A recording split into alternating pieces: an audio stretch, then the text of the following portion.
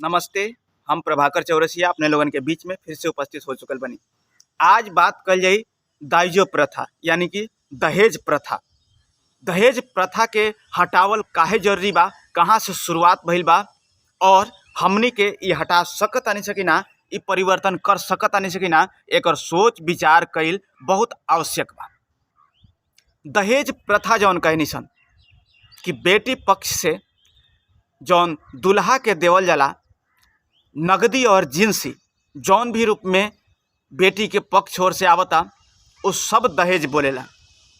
तो दहेज प्रथा में पहले के राजा महाराजा लोग दहेज ना बल्कि बेटी के कुछ दान उपहार के बदला, राजा महाराजा रहे लोग न पहले, तो वो लोग घोड़ा के मार्फत से लदवा के बेटी के यहाँ बहुत कुछ दे देवे। लेकिन समय परिस्थिति आज के वैसा नहीं खे। आज आपन परिवार चलावल लोग के मुश्किल हो रहा बा। जनसंख्या भी बहुत ज़्यादा हो गई, धरती तो सीमित बा लेकिन जनसंख्या अत्यधिक बा। ए बड़ा लोग के मजबूरी ई बा कि ज़्यादा से ज़्यादा अगर दहेज नहीं खे दे तो ओकरा बेटी खातिर सुखी परिवार, एगो अच्छा लड़का मिलल मुश्किल हो गई बा।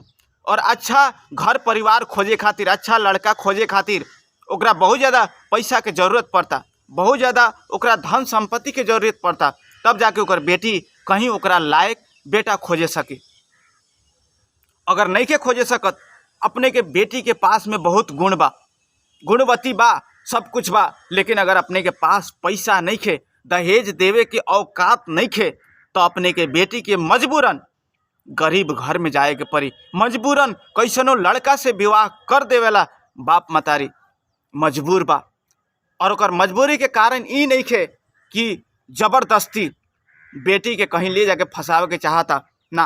कौनो बाप मतारी के ये ऐसा कोशिश ना रहेला कि ओकर बेटी दुख में जियो, ओकर बेटा दुख में जियो। वो तो चाहेला कि हम अपना औकात से भी बहुत ज़्यादा बड़ा खानदान में, बड़ा परिवार में और अपना से बड़ा लोगन से अपन बेटी के विवाह कर दें ताकि वो परिवार में जा कर के खुशी रही, सुखी रहे। लेकिन ये संभव ना हो सकेला, सिर्फ और सिर्फ पैसा के खातिर। हमनी के समाज में ये व्याप्त जौन दाइजो प्रथा बा, दहेज प्रथा बा, लोग के मानसिकता रहेला कि अपन बेटा के पढ़ेले बानी, अपन इतना खर्चा लगैले बानी, तो तोहरा भी देवे के पड़ी। तो आखिर एक दूर करे खातिर हमनी के उपाय हो का सकता। मजबूरी एगो इहो भी समाज के बा कि लोग कहेला कि अपन बेटी के विवाह में अगर हम दहेज देले बानी तो बेटा के भला काहे ना ली। और ये जायज़ भी बनता कि अपन बेटी के विवाह करते करते 4 गो 5 गो अगर जरा बेटी बा, अपन बेटी के विवाह करते करते ओकर सारा धन संपत्ति ओर आ गई और फिर भी बेटा के विवाह अपने खर्च पर करता तो ओकरा पास कुछ ना बचेला। तो ऐसे मजबूरन होके ओकरा भी यही संस्कार के फॉलो करते हुए दहेज लेवे के पड़ जाला। काहे कि दोनों पक्ष से सहे वाला नहीं के सकत। बेटी के देवे के बेरा दहेज भी दे दिलक और बेटा के बेरा ना भी लेलक। तो ऐसे अगर हमनी के संस्कृति रही, हमनी चलाएम से एकरा के विधि कि दहेज नहीं खे देवे के, अपन बेटा के विवाह अपना पैसा से ही, अपना ही खर्च से करे के बा, तो आवे वाला जौन पीढ़ी बा वो पैसा जमा करी सिर्फ अपना बेटा के विवाह करे खातिर, ना कि बेटी के दहेज देवे खातिर ये अपन जमा करबे ना करी। और जौन बेटा और बेटी में विभेद हमने काहे करनी सन, बेटा और बेटी के पाले पोसे वाला लोग यह बेरा मजबूरन भ्रूण हत्या कर रहल बा। जा करके अपने अस्पताल में पता करे कि अस्पताल में बेटी अगर पेट में रह गई, गर्भ में रह गई, तो भ्रूण हत्या करावे खातिर, एबॉर्शन करावे खातिर अस्पताल में कितना लोग पहुंच रहल बा। और ये कानूनी अपराध भी बा।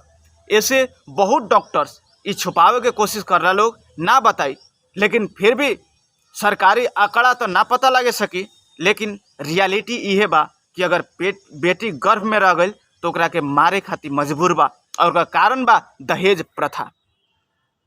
कारण यह बा कि दहेज प्रथा बड़ होई तो ओकरा के पढ़ावे लिखावे के भी पड़ी, ओकरा दहेज खातिर कमाए के भी पड़ी, ओकर अच्छा घर परिवार भी खोजे के पड़ी। और वो टेंशन से लोग गर्भ में ही मार देता, वो बेटी के जौन स्वतंत्र रूप से जिए के ओकरो अधिकार रहल, लेकिन फिर भी ओकर भ्रूण हत्या कर दिया जाता। लेकिन एकर जिम्मेवार भी हमनी ये बानी सन। बाबा दादा से ही दहेज प्रथा चलत आवता। ज़्यादा ओवरे दहेज ना रहे, बस कुछ 100 रुपया लेलक, 1000 रुपया लेलक, और 30,000, 50,000, 1 लाख, 2 लाख होते होते आज परिवर्तित समाज 20 लाख, 25 लाख, 30-35 लाख तक भी पहुंच चुकल बा। और ये यहाँ तक सीमित रह जाए वाला नहीं खे। अगर एक विरोध ना करें, अगर एक संग में ना चलें, तो आवे वाला पीढ़ी अपने के जन्मे वाला बच्चा के खातिर ना जाने करोड़ों में पहुंच सकता। और वो बेरा अगर अपने तीरे नहीं की सकत तो दुख तो होई। और ख़ास करके नेपाल में तो कम, मधेश में तो कम, लेकिन पड़ोसी राज्य सब में ऐसा ऐसा दुर्दशा के तस्वीर न्यूज़ देखे के मिलेला कि दहेज के खातिर जरावल तक के कांड सामने आ जाला। ओकरा के घर से भगावे के, ओकरा ऊपर महिला हिंसा अत्याचार करके ओकरा के कितना तरह तरह के पीड़ा देवल जाला दहेज प्रथा के कायम रखे खातिर, दहेज के खातिर। ये सुन के, जबकि हमनी के धर्मशास्त्र कहता कि नारी के सम्मान करें, नारी के कितना सम्मान हमनी के समाज में बतावल गइल बा, फिर भी वही नारी के ऊपर इतना अत्याचार काहे करे निसन हमनी। तो एकर कारण बा कि जब लोग अगर हमनी पूर्ण रूप से हटाएम से ना, तो समाज की एगो समस्या बन के रह जाई।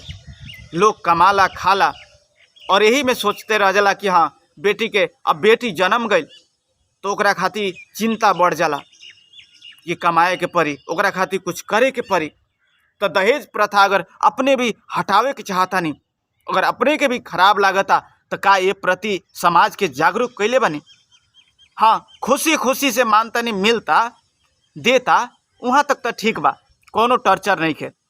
जितना दे सकता ओकर अपन बेटी की खुशी बा। अभी मत कहीं कि हाँ दहेज के नाम में अगर कुछ साड़ी देता, पैसा देता या गर गहना देता तो लेबे मत करी ना।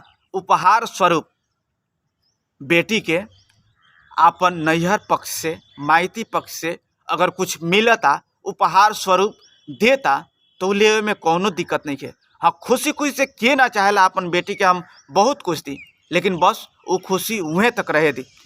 लेकिन ज़बरदस्ती ना हमरा है चाहबे करी कह के ऐसा परिस्थिति ना आवे के पड़ल।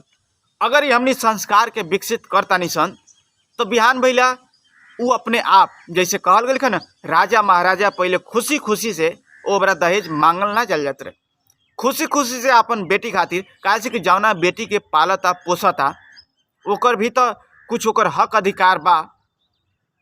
जबकि हमनी के बेटा और बेटी के बराबरी माने निसन, तो अपन धन संपत्ति में सब बेटा बेटी के बराबरी हक हिस्सा होला।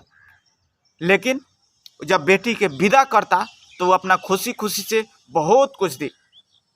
एमे टॉर्चर करे के जरूरत नहीं है। देवे सकल तब भी ठीक, ना देवे सकल तब भी ठीक, तबे जाके हमनी के समाज में परिवर्तन आ सकता। दहेज के हमनी मिटा सकता निसन, दहेज प्रथा के मिटा सकता निसन।